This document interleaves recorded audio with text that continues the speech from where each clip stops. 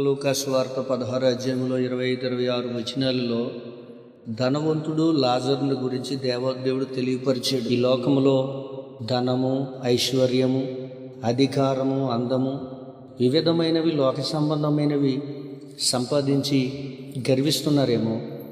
ధనవంతుడు ఈ లోక సంబంధమైన అవన్నీ కూడా సంపాదించి మారు మనసు లేకుండా ఊరుని చనిపోయాడు, నరకానికి వెళ్ళిపోయాడు, అగ్నిలో వేతన పడుతున్నాడు. కానీ ఇదే లోకంలో జీవించినటువంటి లాజరు నీతి కలిగి, యథార్థత కలిగి, దైవ భయం కలిగి, వాక్యానికి లోబడి దేవునికి భయపడి బ్రతికాడు. తాను బ్రతికినటువంటి దినాలంతా ముగింపు అయ్యాక మరణించాడు. కానీ అబ్రహాము రూమును అనుకున్నాడు, ఒక రోజుని లోకాన్ని విడిచిపెట్టాలి, ఇది మనకు శాశ్వతమైనది కాదు. శాశ్వతమైన రాజ్యం పరలోకం ఉంది, వేదనకరమైన పాతాళం కింద ఉంది. ఆ పాతాళంలోకి వెళ్లకుండా ఆత్మను రక్షించుకోవడానికి నీతి కలిగి